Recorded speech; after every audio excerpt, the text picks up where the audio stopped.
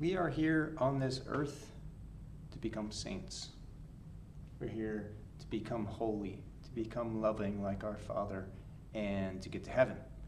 And everything else is put here for us for that purpose. Everything we encounter, everything that happens to us, and everything we have, including our dogs.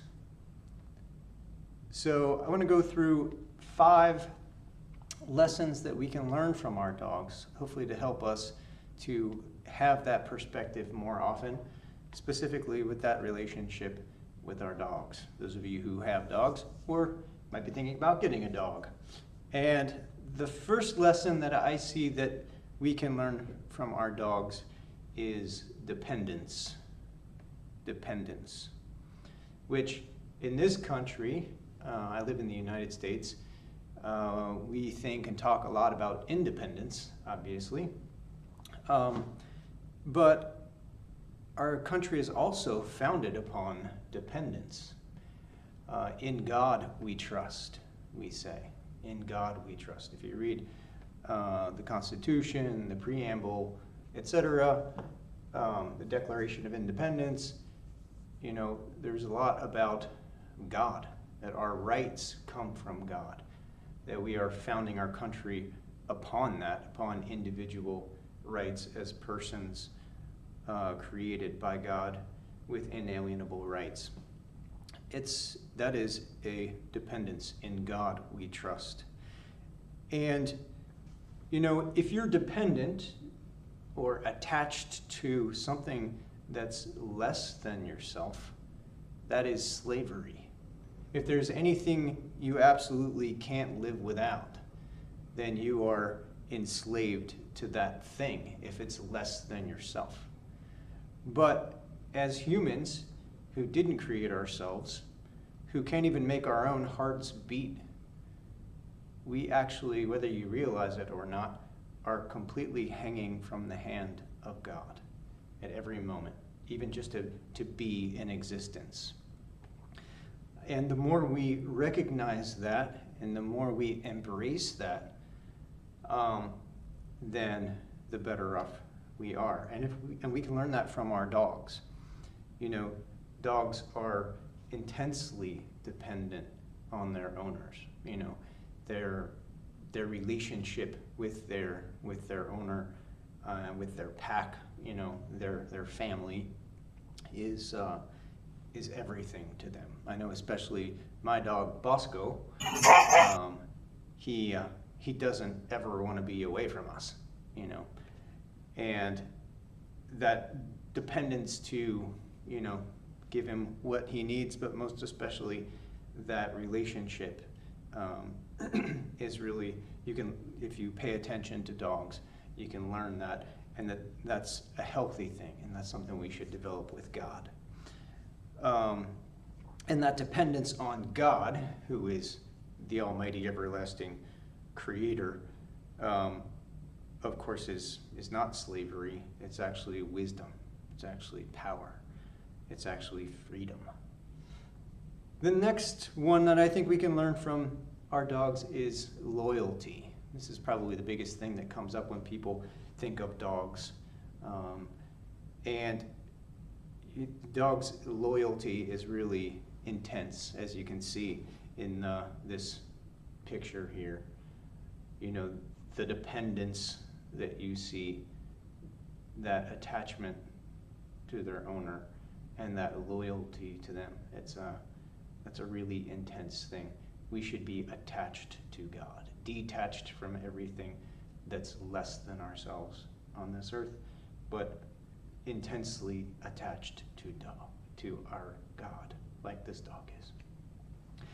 The next one is also one that I think often comes up in people's minds, maybe even unconsciously, but we definitely notice it about dogs, and that is their unabashed affection. You know, I love the way my dog greets me at the door as soon as I come home. Tail wagging, super, super happy to see me. And that makes me feel good and happy. It gives me joy, But it's just such a beautiful, beautiful thing. We should be that way. We shouldn't be, too afraid or embarrassed or whatever when we see our friends, to get excited, give them a big hug. When when your dad comes home from work, you should, the kids should run up to him and give him a big hug. When your wife comes home, you should, show her how happy you are to see her. Give her a big hug and a smile and a kiss. That kind of affection we can learn from dogs.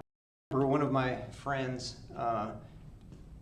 he was talking about what he learns from his dog, and he mentioned this. He actually said it in a funny way. He said, if I had to, protect my wife and my dog, there was somebody, some kind of an active threat or something came up, and I had to throw my dog and my wife in the trunk of my car and leave them locked in there for 4 hours, I know when I opened it back up again, one of them would be happy to see me. It's a funny way to make the point, but it's true. Your dog is just unabashedly affectionate. It doesn't seem to matter what you do. All they want is to have that relationship and that affection with you. Which also leads me to the next one I think we can learn from our dogs, which is forgiveness. Now, granted, I'm not saying dogs forgive, per se. A lot of these, I'm not saying dogs necessarily have in the same way that a human can have, because obviously dogs don't have, intellect and free will, etc. They just do what they are, created to do or bred to do, according to their instinct and their nature, etc. But, forgiveness, why do I say that? Because, with my dog, for example, if I have to correct my dog, right, and he does something that I want to teach him not to do, etc., it's an unpleasant thing for both of us, but immediately, what does the dog want to do? Immediately, he wants to come back and have that affection in that relationship. It doesn't matter what happens, the dog is going to be super happy to see me, wants to just, even if he's in trouble, first thing what he wants to do the most is just jump in my lap and, be pet, etc. So I think that can teach us forgiveness, because, so quick to kind of forget, even if it's just a natural thing for dogs, I think we need to be more like that. I heard somebody say it well once, that refusing to forgive someone, holding a grudge, is like trying to hurt them or get back at them by drinking poison. And that's really the way it is with lack of forgiveness.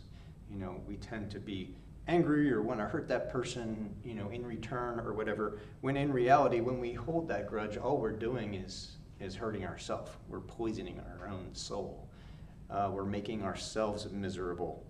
And oftentimes the other person doesn't even realize it. They don't know what's going on in our mind, in our hearts, etc. The best thing to do is to let it go, is to forgive, to realize how many times we have needed forgiveness. How many times have we sinned? How many times have we done the most slimy things, and yet we go to God and He forgives us. That's all He wants to do, is to embrace us again and to bring us back. So we should long to do that for each other, to be patient with each other, and to just be more light and let things fall off our backs and go on with our lives. Otherwise, we can end up living in a dark existence, and that's not the dog nature. And number 5 is being non-judgmental. And again, this is a different way, humans are different from dogs. But what do I mean by that? It's not so much because of the way the dog is. It's actually because of how we can learn by paying attention to ourselves in training the dog. There are no bad dogs. There's no such thing as a bad dog. We think, a good boy or bad dog or whatever. But in reality, there's no such thing as a bad dog. There's bad owners. Dogs will do what they're trained to do. And if your dog is doing something, that you don't want them to do or whatever, it's because of the way, realizing that it's because of what you're doing or not doing, that you're not communicating well with the dog, that you're not doing enough work and repetition things with the dog, you're not being patient enough with the dog, you're not trying to understand things the way that he sees it, right? From his nature regarding, whatever it might be, like a natural wolf mentality of the pack and the alpha or whatever it is that you need to change. The change needs to happen, first of all, in you before it can happen in the dog to get the result that you want, to have a happy home life for you and your dog.